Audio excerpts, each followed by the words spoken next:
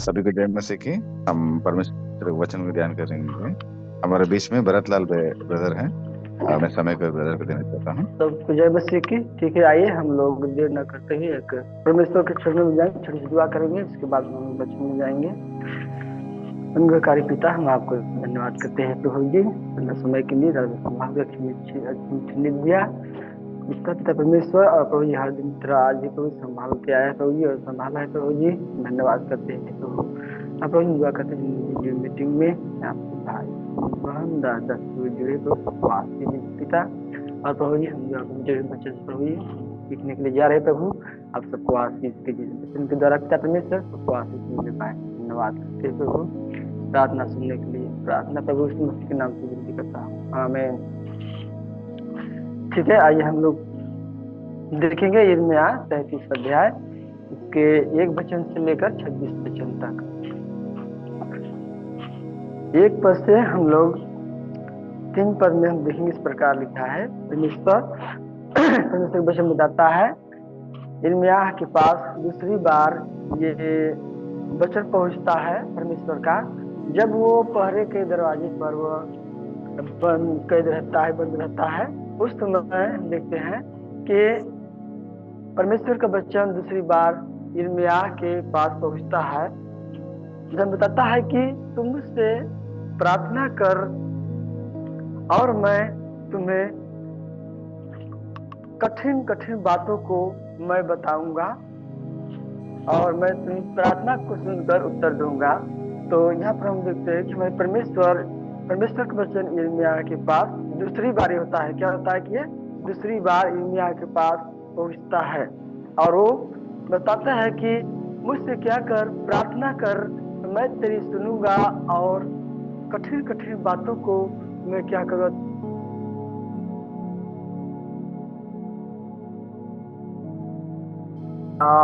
4 और 5 में हम लोग देखते हैं कि यहोवा परमेश्वर दुष्टों को क्या करता है, अपने जलजलाहट से और अपने क्रोध से उन्हें क्या कर देता है, नष्ट करता है, उनको क्या करता है, छोड़ता नहीं है।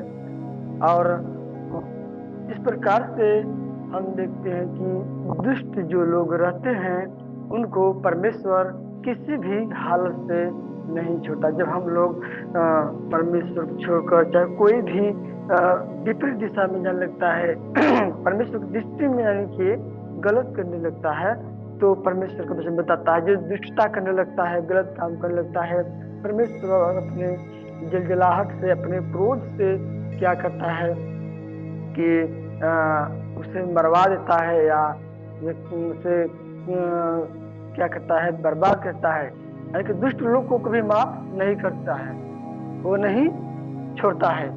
जो जैसा करता है उसके लिए परमेश्वर के पास उसका वो दंड देता है। और 6 से 8 में हम लोग देखेंगे कि यहूदा और इस्राएल को पाप को क्षमा के बारे में यह बताता है।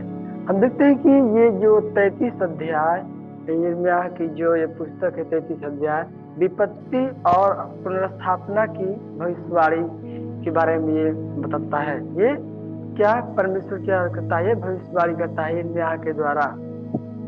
ये यिर्मयाह मतलब भविष्यवाणी करता है, परमेश्वर के द्वारा वो भविष्यवाणी करता है कि किस प्रकार से आने वाले दिनों में कैसे कैसे होगा।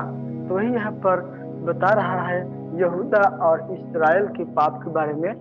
ये हम लोग देखते हैं कि 6 से 8 में कि ये यहूदा के लोग या इस्राएल जो है ये क्या करते हैं, लिखा है कि देख मैं इस नगर का इलाज करके इसके निवासियों को चंगा करूंगा और उन पर पूरी शांति और सच्चाई प्रकट करूंगा। मैं यहूदा और इस्राएल के बंदियों को लौटा ले आऊंगा और उन्हें पहले के समान बसाऊंगा। मैं उनको उनके सारे अधर्म और पाप के काम से शुद्ध करूंगा जो उन्होंने मेरे विरुद्ध किए हैं, और उन्होंने जितने अधर्म और अपराध के काम मेरे विरुद्ध किए हैं उन सबको मैं क्षमा करूंगा।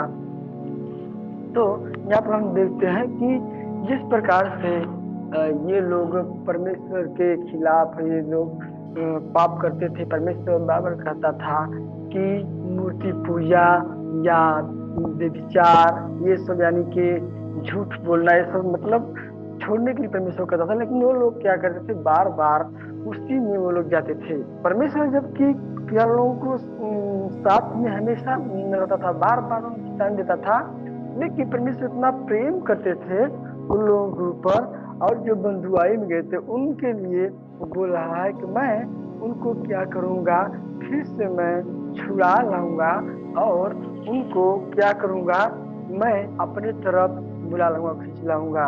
हमारा परमेश्वर हमसे इतना प्रेम करता है, हम लोग को इतना वो चाहता है, ये सारे हम मनुष्यों को इतना प्रेम करता है कि हम लोग चाहे जितना भी मतलब परमेश्वर के खिलाफ जाते हैं या जाने जाने में गलती करते हैं, पाप करते हैं, जैसे इस्राएल यहूदा के लोग, तो परमेश्वर बताता है मतलब उनके पाप को मैं क्या करूंगा, क्षमा करूंगा, और जो बीमारी में है, जो रोगों में है, मैं क्या करूंगा, उनको चंगा करूंगा और उनको फिर से क्या करूंगा, लौटा लाऊंगा।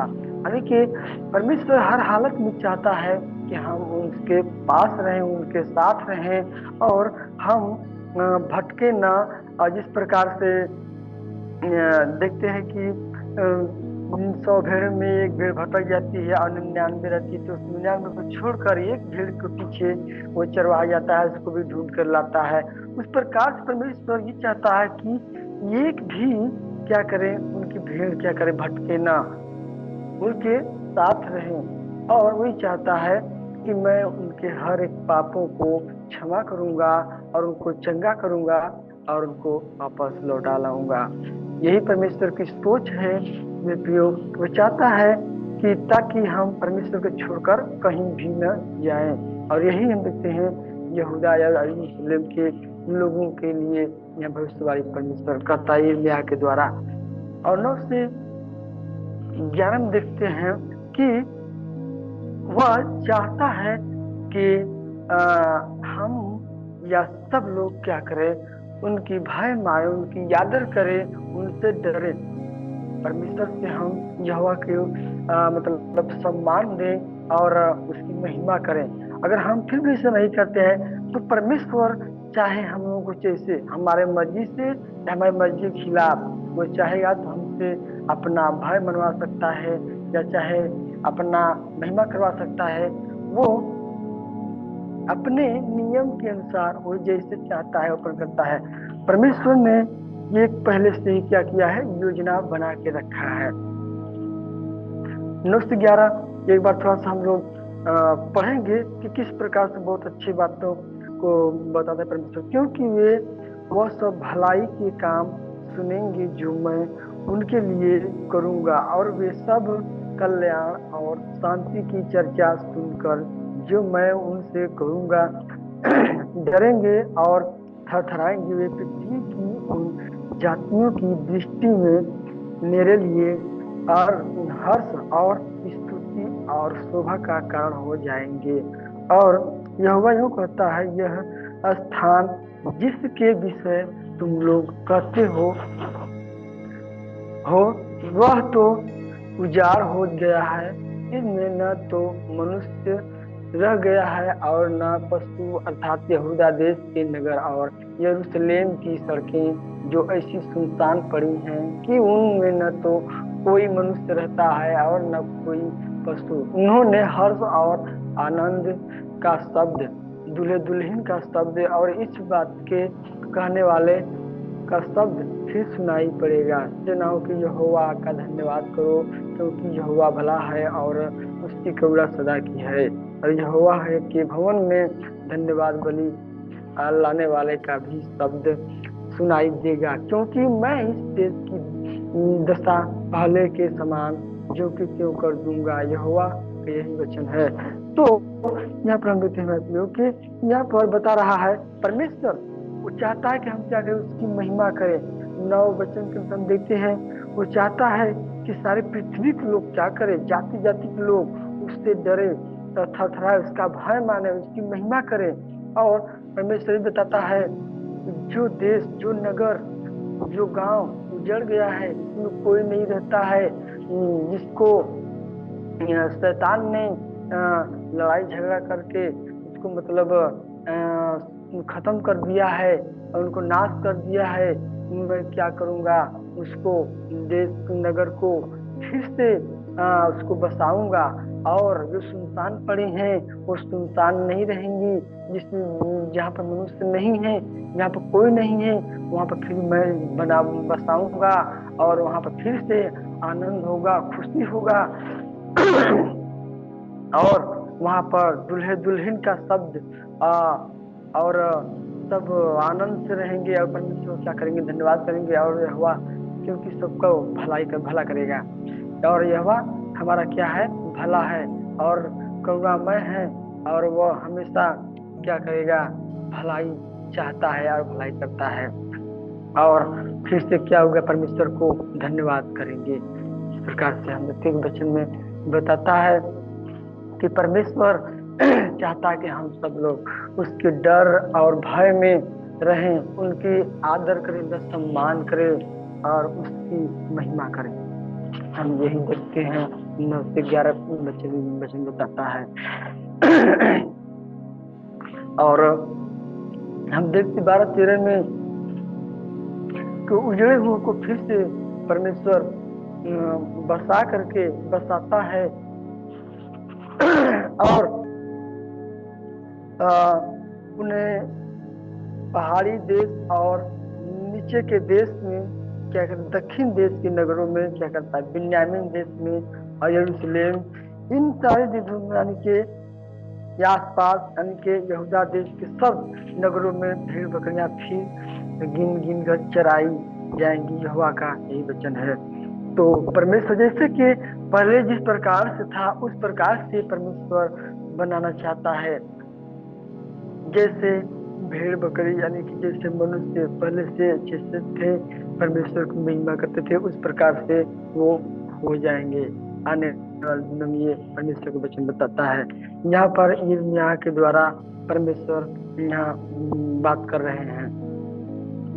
और 1416 में हम देखते हैं कि परमेश्वर जो कहते हैं अपने वचन में, जो कहते हैं, जो वायदा करते हैं, उसको वो पूरा करते हैं। परमेश्वर वो इंसान नहीं है, वो मतलब इंसान जो कहता है वह नहीं करता है, अपने वादों से मुकर जाता है, वह भूल जाता है।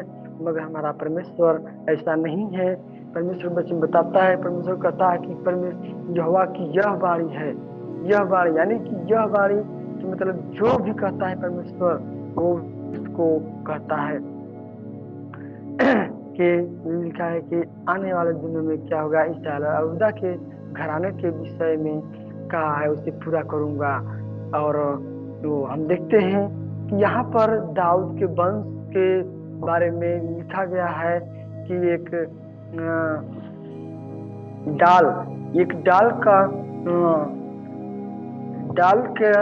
डाल को लगाऊंगा और वह उस देश में न्याय और धर्म के काम करेगा। उन दिनों में यहूदा बचा रहेगा और यरूशलेम निडर बसा रहेगा और उसका नाम यह रखा जाएगा, अर्थात यहोवा हमारी धार्मिकता है। जब हम देखते हैं कि प्रभु यीशु मसीह के बारे में यहाँ पर भविष्यवाणी किया गया है कि प्रभु यीशु मसीह आएगा और न्याय करेगा, धर्म से कार्य करेगा और अपने नगर को, यरूशलेम यहूदा के नगर को क्या करेगा, वह बचा के रखेगा और पूरे धार्मिकता के साथ, पूरे महिमा के साथ उसको क्या करेगा, बचा कर रखेगा हमारा परमेश्वर। इसके बारे में हम देखते हैं यीशु मसीह के बारे में यहाँ पर भविष्यवाणी किया गया है कि मैं प्रभु यीशु मसीह जब भी आएंगे तो ये सारे पृथ्वी लोगों का न्याय करेंगे, न्याय चुकाएंगे। और यही परमेश्वर यिर्मयाह से बात कर रहे हैं। और हम देखेंगे 17 और 18 में यहोवा को होम बलि, अन्न बलि और मेल बलि चढ़ाने वाले सभी बने रहेंगे। तो ये वचन बता रहा है कि यहोवा के लिए उनके भवन में या उनको परमेश्वर को उनकी महिमा करने के लिए और उनमें बने रहने के लिए पुराने नियम में हम देखते हैं, देखा जाए तो लोग क्या करते थे, पाप करते थे तो पाप बलि देते थे और उस वक्त पाप बलि चढ़ाते थे और अन्न बलि, मेल बलि, ये सब क्या करते थे वो लोग, चढ़ाते, होम बलि, ये सब करते थे। यहीं पे लिखा है कि जो लोग अन्न बलि, होम बलि, मेल बलि, ये सब चढ़ाने वालों के लिए वचन बता रहा है कि लोग सदैव क्या करेंगे, बने रहेंगे। और जो लोग परमेश्वर के लिए सब नहीं करेगा वो सब उनमें नहीं बने रहेगा और वो परमेश्वर उनको उनसे खुश नहीं रहता था। लेकिन यहाँ देखिए परमेश्वर को खुश करने के लिए परमेश्वर ने बता रहा है कि अन्न बलि, मेल बलि वो लोग क्या करते थे, परमेश्वर चढ़ाने के लिए वचन बता रहा है, परमेश्वर में बने रहने के लिए ये सब करते थे उस वक्त। और यहाँ पर देखेंगे 20 से लेकर 22 में यहाँ पर वचन बता रहा है कि यहोवा का यह वचन यिर्मयाह के पास पहुंचा और दाऊद के वंश और लेवियों को यहोवा के द्वारा यहाँ पर देखते हैं कि दाऊद के वंश के बारे में और लेवियों के बारे में बता रहा है कि यह परमेश्वर यहाँ पर आशीष के लिए यहाँ भविष्यवाणी करता है कि वो लोग क्या करेंगे, आने वाले दिन में आशीष पाएंगे और वो लोग आशीषित होंगे। दाऊद के वंश या पढ़ेंगे थोड़ा सा हम लोग 20-22 वचन को। यहोवा यूं कहता है, मैंने दिन और रात के विषय में जो वाचा बांधी है, जब तुम उसको ऐसा तोड़ सको कि दिन और रात अपने अपने समय में न हो, तब ही जो वाचा मैंने अपने दास दाऊद के संग बांधी है टूट सकेगी कि तेरे वंश की गद्दी पर विराजने वाले सदैव बने रहेंगे और मेरा वाचा मेरी सेवा टहल करने वाले लेवी याजकों के संग बंधी रहेगी। जैसा आकाश की सेना की गिनती और समुद्र की बालू के किनकों का परिणाम नहीं हो सकता है, उसी प्रकार मैं अपने दाऊद के वंश और अपने सेवक लेवियों को बढ़ाकर अनगिनत कर दूंगा। मतलब कि परमेश्वर उन लोगों के साथ ऐसा वाचा बांधता है कि कभी टूट न सके। यह वचन बता रहा है जो दिन रात को बदल सकता है, उसके समय को बदल सकता है, जिस प्रकार से नहीं बदल सकता है, उसके नियम नहीं टूट सकता है, उस प्रकार से मैं वचन बांधता हूँ या यह वचन कहता हूँ कि दाऊद के वंश को आकाश की सेना को जिससे हम गिन नहीं सकते और बालू के किनको को हम लोग गिन नहीं सकते, उस प्रकार से इतना आशीष देने के लिए परमेश्वर यहाँ पर वादा करता है और अपने वचन में भविष्यवाणी करता है और बताता है कि मैं दाऊद के वंश को इतना बढ़ाऊंगा, कोई सोच भी नहीं सकता, ना कोई गिन सकता है, इतना कर दूंगा, उसका कोई सीमा नहीं है। हमारे परमेश्वर